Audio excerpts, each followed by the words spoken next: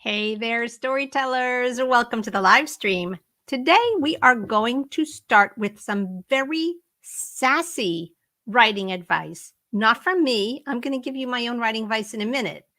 But we're going to start by quoting the British Romantic poet Samuel Taylor Coleridge, who once said, and I think he was serious, that the definition of good prose is words in their best order. And the definition of good poetry is the best words in the best order. Sassy, right? Also, and I don't mean to cast aspersions on Samuel Taylor Coleridge, who wrote The Rime of the Ancient Mariner, a work that I admire, but it's not the most practical advice, is it? How are we supposed to know what the best words are and how to put them in the best order? It's like, thanks for nothing, Sam. So today we're going to put our own spin on this advice. It's not going to be sassy and it is going to be practical. And it's not that prose and poetry are not important to fiction writers. It's not that they're not relevant. But our main concern is story. We need to tell a good story to write good fiction. And telling a story fundamentally is not about choosing what words to put on the page, although that matters once we've got our story sorted. Story itself is not about the words. It is about what happens, what events we invent, what events we put on the page, what scenes we write. So story, if I can paraphrase our poet today, is about putting the right scenes in the right order. So now how do we know which scenes to write and in which sequence to put them? That is our topic today. We're going to get into it in a practical way. And I'm going to share 5 very specific qualities of a scene that indicate that, yes, it belongs in our book. And I'm going to give you a very important tip and show you some red flags too. So it's going to be a practical talk and I hope you enjoy it. I am, before we get started, going to introduce myself in case you're new here, new to the live stream, or maybe watching the replays. My name is Mary Rose Wood. I am an author myself. This is all hard-won wisdom, my friends. Everything I'm teaching you is stuff that I put into practice in my own work. I'm best known for writing middle grade fiction, although I have written quite a lot of things over the years. You might know me if you have kids or if you just are a reader of middle grade fiction. You might know me best for the Incorrigible Children of Ashton Place books, which is a 6-book series published by HarperCollins. And anytime I mention Samuel Taylor Coleridge or The Rime of the Ancient Mariner, I have to think of those books because that poem actually does play a rather large role in the plot of the Incorrigible Children of Ashton Place. So if you know, you know. I'm also the founder of the Path of the Storyteller, which is my own platform for teaching and mentoring writers. It is a program that I run a couple of times a year that I'm going to mention later because it does kind of pertain to our talk today. It's a wonderful community of writers who just want to level up and have a really professional level toolkit so that they can get the results that they want out of their writing. It's not unusual for writers to come to me in Path of the Storyteller and say, I've been writing for a long time, but I'm just not getting the traction that I want. I'm not able to get an agent. I'm not able to get published. I'm getting feedback that I don't like and nobody's telling me how to fix it. So I'm like, welcome home. We've got the mentorship you need here. So it's a program that I'm really proud of and I really love. And I hope that some of you out there will end up joining it at some point.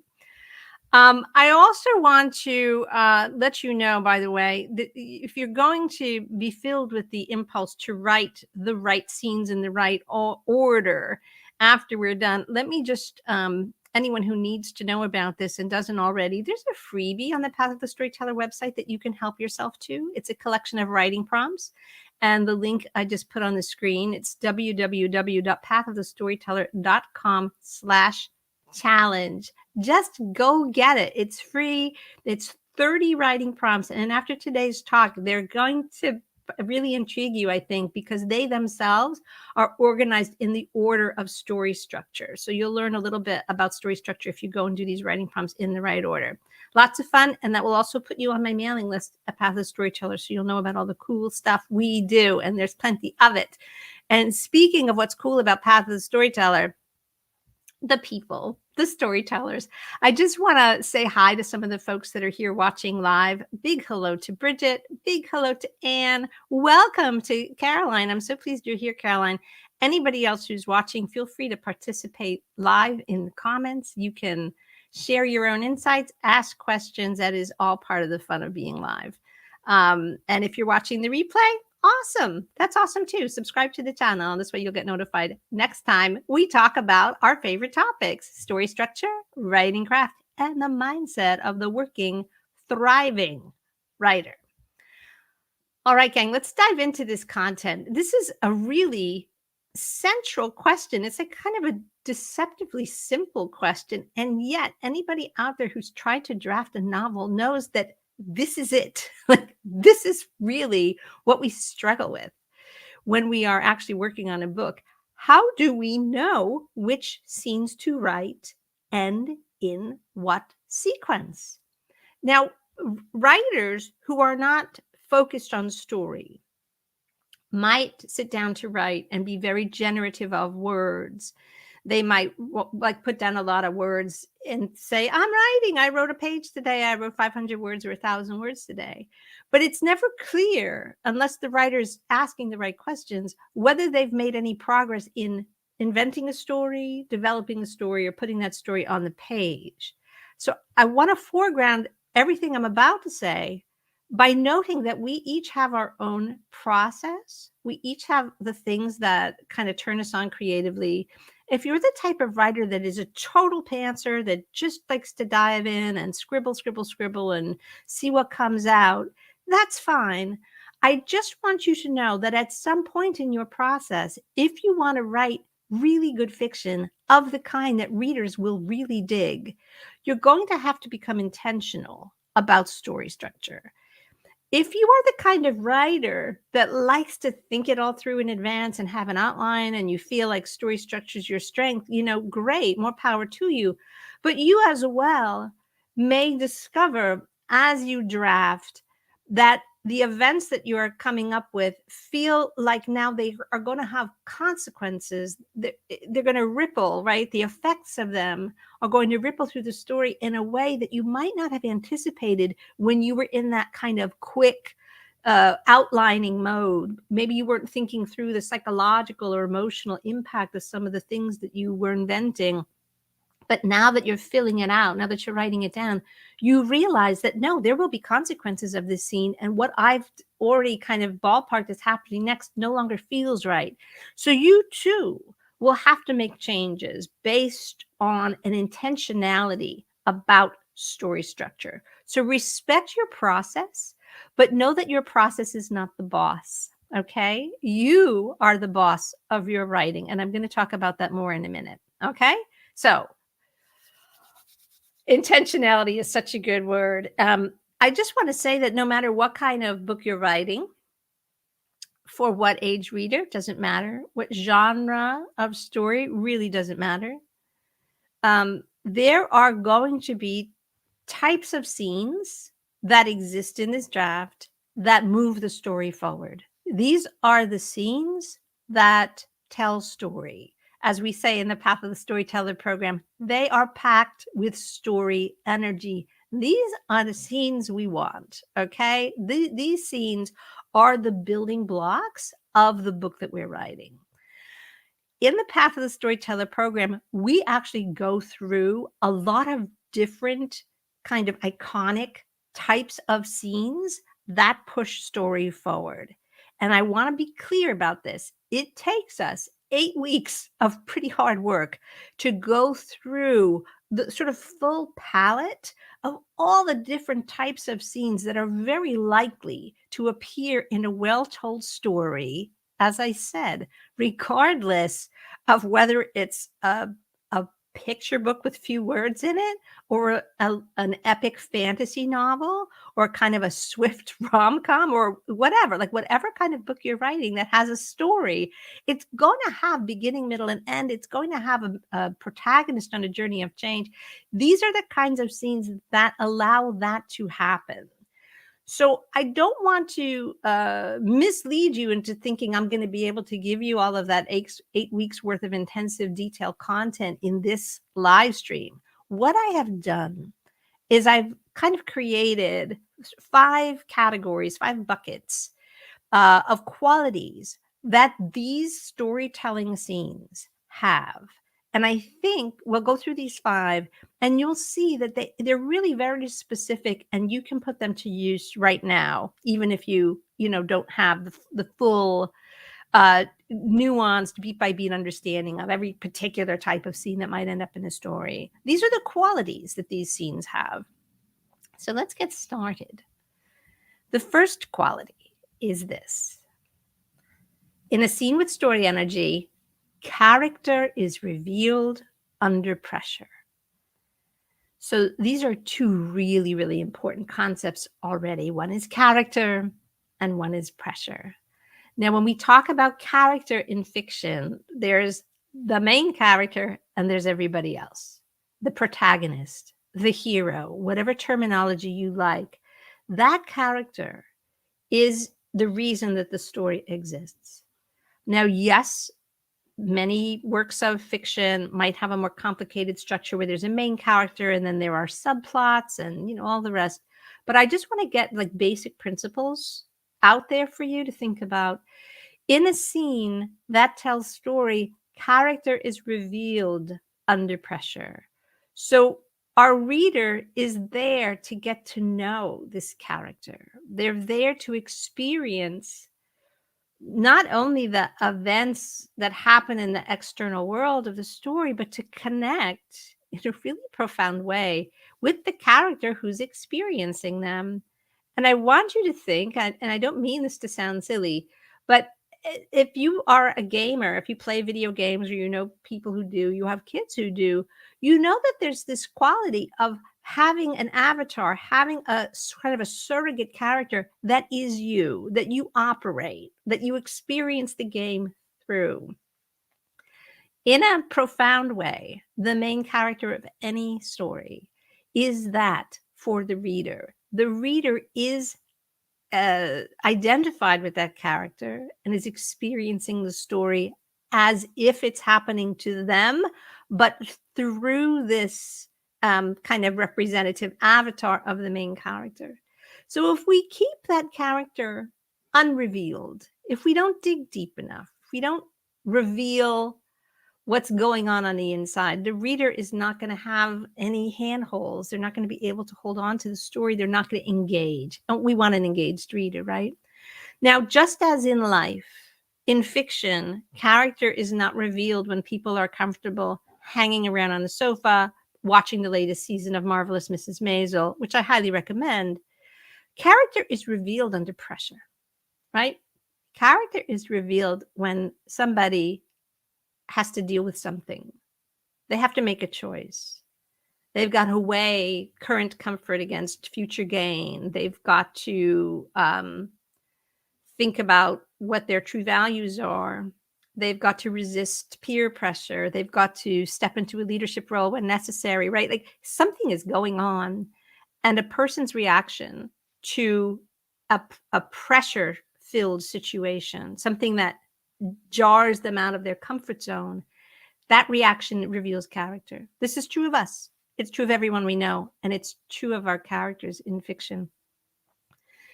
Now, I just want to say, I mentioned in the introduction here that, students who've been through the Path of the Storyteller program know a lot of different types of scenes that they can play with and they can use as building blocks to tell a story. But you'll just see, even if you know all that stuff, Path of the Storyteller alums, that this idea of character being revealed under pressure is relevant to so many of them. If we depict a character in the beginning, in the first act, and what we're depicting is the difficulty of their world, what's unsustainable about it, like what is clearly a problem, we are showing that character under pressure, and we're showing how they're dealing with that character is being revealed under pressure.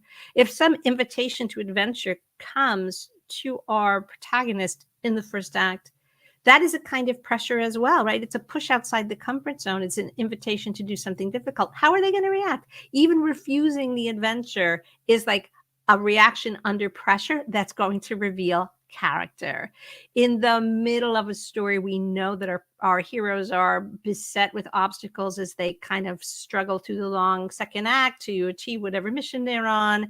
And each of those tests is obviously going to reveal character under pressure. And even in the third act, when our main character has been through a big journey already, most of the book is behind them. And what we are now seeing is the sort of hero 2.0, who they've become as a result of all the trials and tribulations that have already happened.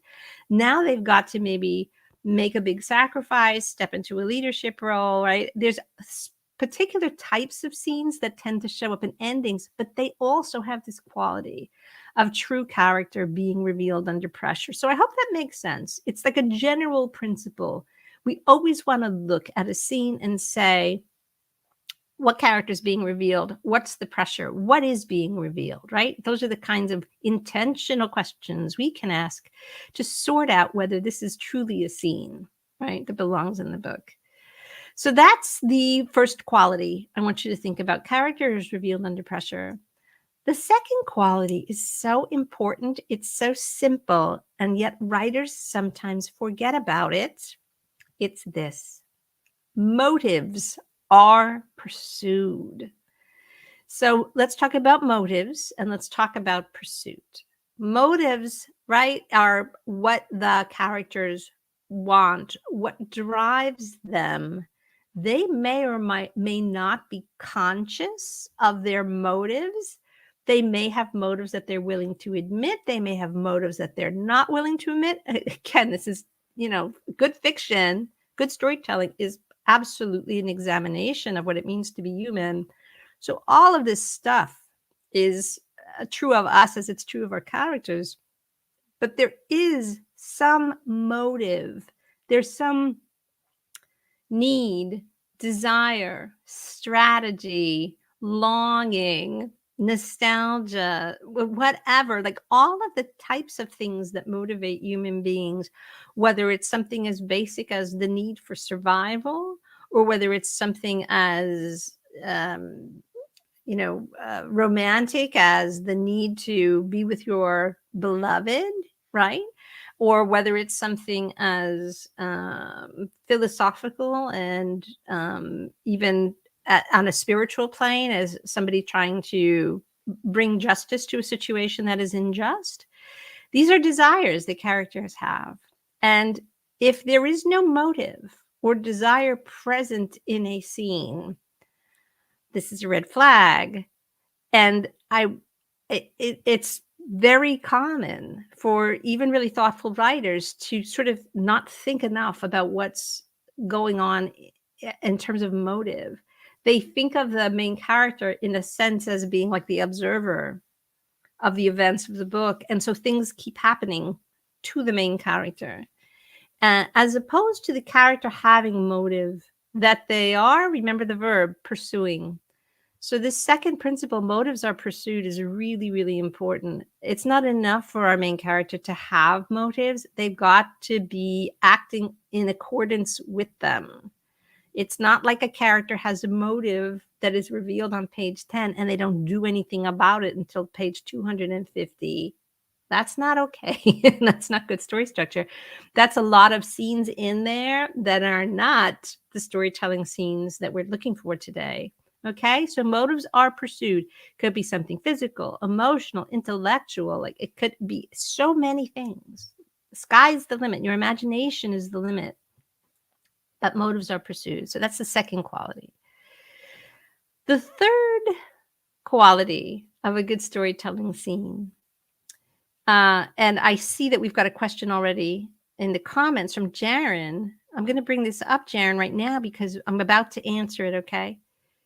How does the pressure manifest itself through tension and conflict? Great question. So glad you asked. because the third quality of a good storytelling scene is that obstacles are encountered.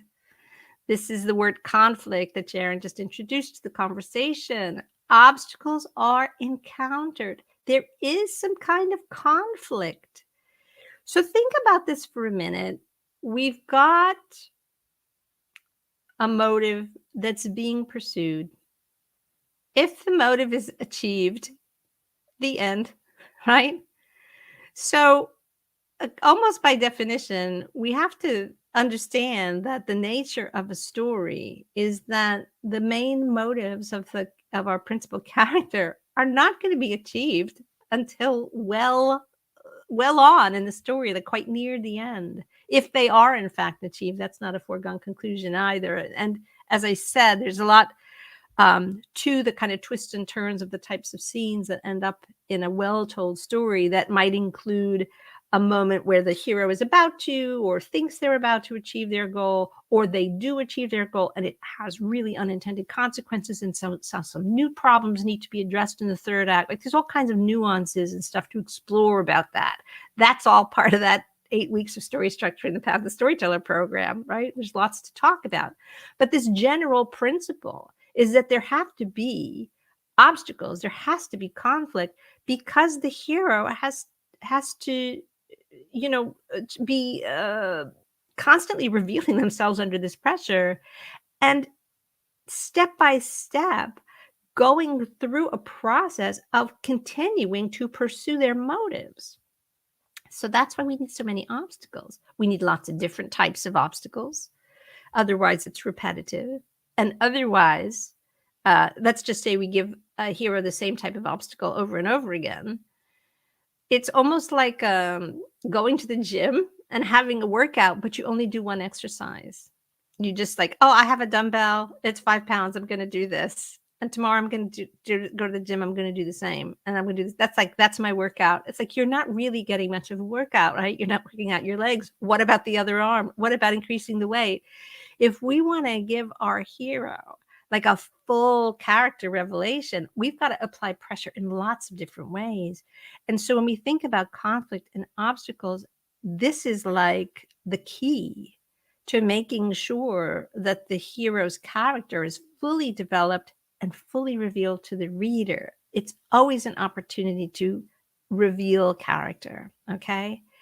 So in answer to your question, Jaren, story only ever moves forward through conflict. If there is no desire that meets with opposition, the story is sitting still. And that's very unnatural because we don't experience our lives like that. Most of us long for the moments where we're contented, where we're not exhausted by striving for something, and we're not continually like beating down obstacles. We like the moments of stillness and contentment, right? My cat Ralph here is demonstrating what it's like to just chill, just lie down and have a nap. That's what he does all day because he's a cat.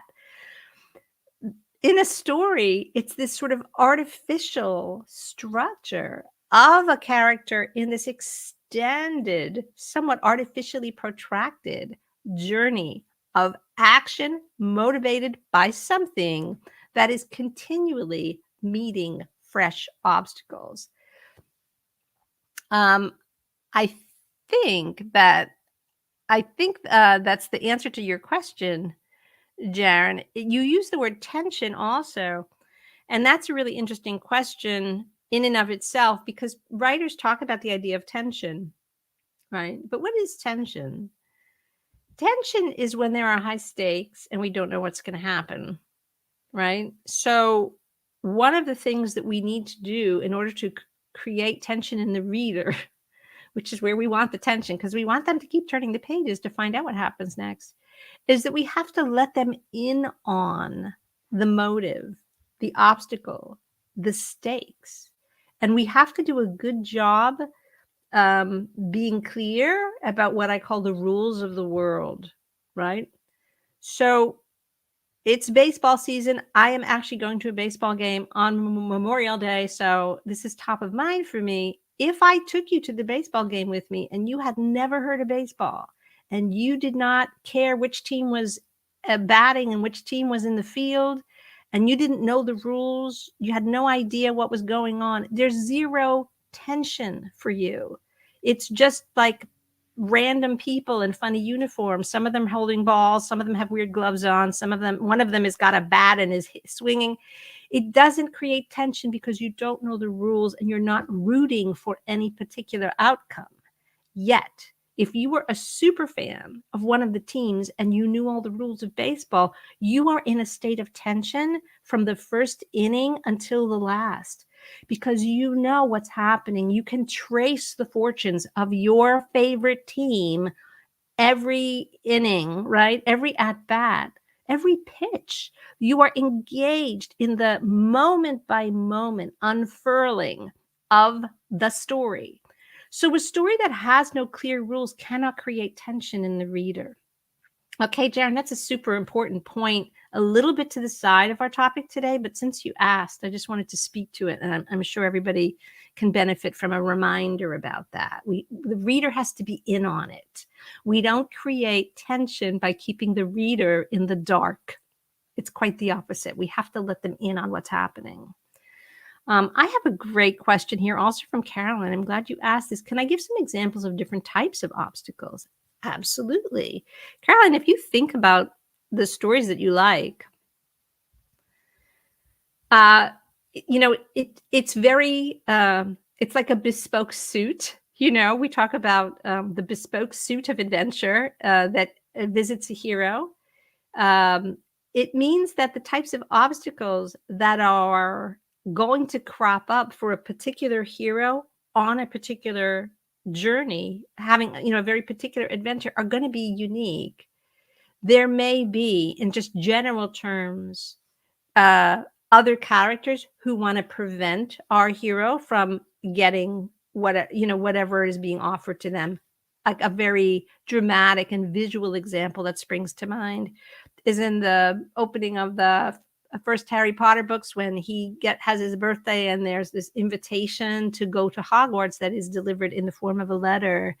He does not know about it, but there's this obstacle that the Dursleys, his family that he lives with, who are they're forces of opposition, right? They're obstacles in his way. They make sure he doesn't get the letters. So that's an obstacle, right? If you are writing something that takes place in a difficult physical landscape, I recently watched a classic spaghetti Western called The Good, the Bad, and the Ugly. Highly recommend for anybody that's interested in the genre of the Western, by the great Italian director Sergio Leone. The physical landscape of these characters is a constant source of obstacle because it's the desert. Like, they have to cross the desert over and over again. It's a really difficult physical obstacle. So they're also in the middle of the Civil War, right? And so sometimes they encounter soldiers from one side and sometimes they encounter soldiers from other side. They're just out there to steal some gold, so they don't really care about whose side is which. But every time they encounter soldiers, they've got to deal with it. They get captured. They've got to talk their way out of it, whatever it is. So that's an example, right, of the social obstacle of being in a war zone, the physical obstacle of having to cross the desert, right? Dorothy Gale ends up in Oz and she wants to get home, and she has a wicked witch to contend with who doesn't want her to succeed, right? So that's another kind of obstacle. There are characters who have internal obstacles. Think of a character like Ebenezer Scrooge in A Christmas Carol. He's got a huge problem, which is that his spiritual condition is absolutely wrecked. He is lost his capacity for compassion for other humans. He is completely attached to money as a metric of value. It's not a good place to be, but he created all of that himself. Nobody made him that way. He descended into a place of messed up values, and now he's got to fight his way out, and he has some help, right? Because he's put on this very difficult journey of self-exploration as he is visited by the three ghosts of Christmas over, of course, a Christmas Eve. So I'm just brainstorming like random examples, Caroline, but I hope that in a sense, it just gives you an idea of how particular, how unique, and how story specific and character specific the obstacles in a story can be. What might be an obstacle for me in my life might not be an obstacle for you, right? Everybody's different, which is why we start with the idea of character. Everything about the obstacles we invent for our protagonist reveals something about that character as well, because it's just the thing that would get in their way. All right, that's a great question. If you have a follow-up question, Caroline, feel free to post it, okay? So this is super important. As you see, this number 3 of my list of 5, obstacles are encountered. Without conflict, there is no story. If you are asking yourself this question, which is which scenes do I write and in what order, which I'm going to deal with in the next principle here, which scenes do I write? You got to say, well, is there some significant obstacle or conflict in this scene? Whether it's external, whether it's internal, whether it involves the physical landscape, social conditions like being in a war zone, an enemy character, like some character who's out to get your protagonist, some internal block that they have, or whatever else you think of. It's going to be in that scene, or the scene is probably not moving the story forward. There's really no other way to do it. Okay. So let me move on to number 4, because we've got this idea of sequence kind of floating in the discussion, right? Coleridge says, put the best words in the best order. I say we need to put the right scenes in the right order. So this question of sequence, what is the right order, is also part of this discussion. And what do I mean by sequence? A scene has to have some kind of consequence, or it's not impacting the story. If something happens and the character has a motive and a conflict is encountered and the hero gets through it somehow, win, lose, or draw, right? These are kind of the 3 consequences that could happen in any kind of encounter. And yet the story moves on in a way that is unaffected by this, what just happened. If you could lift it out and it makes no difference to the story, then it has no consequence and it is not causing what happens next. And therefore, it's not a necessary scene. And I see this sometimes. It makes me wonder occasionally, in the writer's process, we might have ideas for scenes. We draft them maybe out of sequence, which is a perfectly fine way to draft.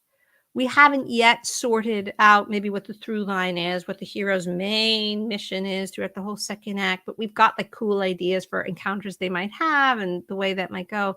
And so we write these scenes that have no consequences for the story at large. And they sit in our drafts. And maybe they're pretty good scenes and we're like, hey, it's cool, shows my hero and having conflict. It doesn't conflict move the story forward? It does not if it has no consequences, right? If it has no consequences. So I want you to think about this idea of sequence in this way. A scene has all this great stuff, reveals character under pressure. There's some kind of motive. There's some kind of conflict. And as a result of that, there is an outcome that actually causes perhaps what happens next. But it certainly it causes something that happens afterward. Maybe the cause is going to be the consequence of it. The thing that it causes may be revealed a little bit later. It might not be the very next thing that happens. Maybe our hero might be overly optimistic that what just happened is not going to come back to haunt them 2 or 3 scenes from now, right? But it is going to have a consequence. One of the great examples of this, and those of you who are familiar faces here on the YouTube channel know that I love to talk about The Hobbit. It's such an incredibly rich book, and the structure is so terrific. And the entire mission of our hero Bilbo has to do with getting to this place, the Lonely Mountain, in which a dragon named Smaug is kind of sitting, kind of like my cat, just kind of chilling out on this heap of gold. And Bilbo's friends, the dwarves, believe this gold to be rightfully theirs, it belonged to their ancestors. And so this whole mission has to do with sort of getting that gold back from the dragon who they think is not the rightful owner of it. And Bilbo's job is to go in there, deal with the dragon, and somehow steal this gold back. Bilbo does this, and it has terrible consequences because it turns out that the dragon is really upset and goes on a rampage. And anyone who knows The Hobbit knows the dragon does eventually get killed, but as a consequence of the dragon getting killed, everybody now wants the gold because the dragon's not guarding it anymore. And the whole end of The Hobbit is this resolution of a war between 5 armies, and our hero Bilbo is the cause of it all. He didn't mean for that to happen. He did not know it was going to happen. And when he actually has that fantastic scene where he finally goes in, confronts the dragon, they have like a little war of wits, steals a bit of gold, gets out, he has no idea that that's going to be the consequence, but it is. Okay, so that's just a great example of the kinds of consequences that might sneak up a little bit later, maybe not the direct next thing. Okay, so there have to be consequences, and this is where putting the scenes in the right order matters so much. The scenes have to cause what happens next. If you also think about this escalation of conflict through all these scenes in that way that I was describing as kind of like the workout at the gym, you realize that you couldn't take let's say a workout at the gym that someone's going to do over a period of 6 months and say, okay, here are all the workouts, right? At the beginning, they're going to be easier, then the weight's going to increase, then we're going to add harder exercise and all this stuff. And you sort of document the 6 months of training, at the end of which your, diligent future athlete is going to be in much better shape than they were at the beginning. You can't jumble them, right? And then give them the 5-month workout on the first day. They're not going to be ready for it. It actually has to happen in sequence. Why? Because the main figure, the character, if you will, is going to be changed by these experiences.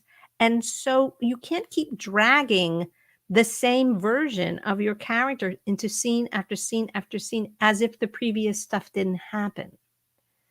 So we're always looking at those two things, like the causality of the events and what they might cause to happen in the world of the story, but also the growth and transformation of the main character. This is why sequence is so important. Okay, so that's number 4. There are consequences that cause what happened next.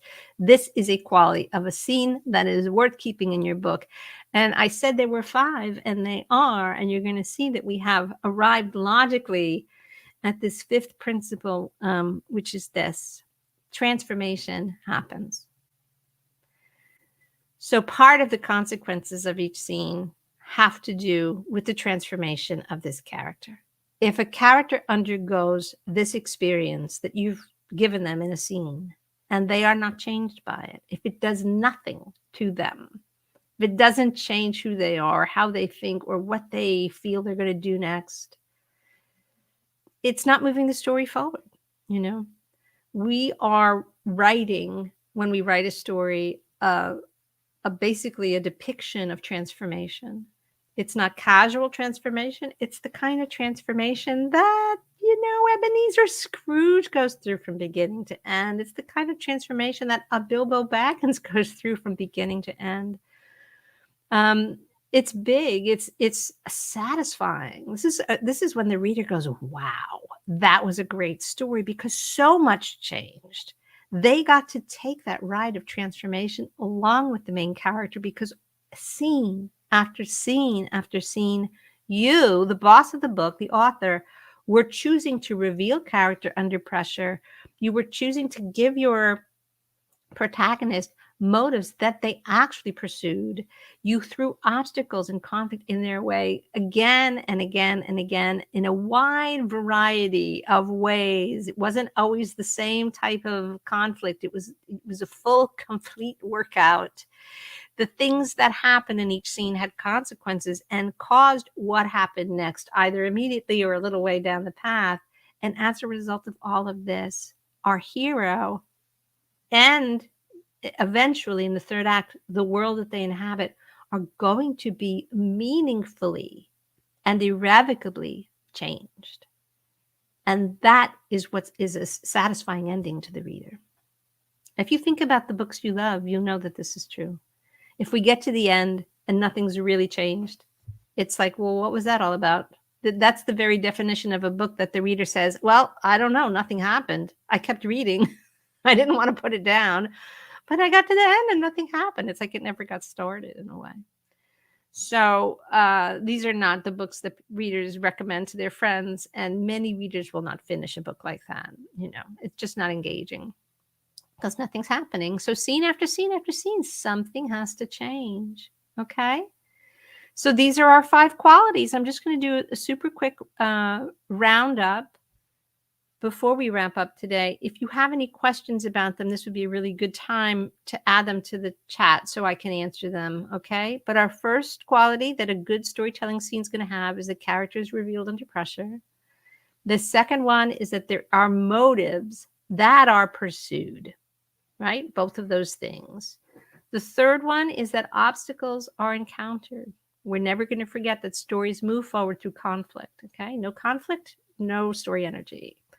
The fourth one is that the scene has consequences that cause what happens next. It is going to have an impact on the story. And if it doesn't have an impact on the story, what is it doing there on the page, right?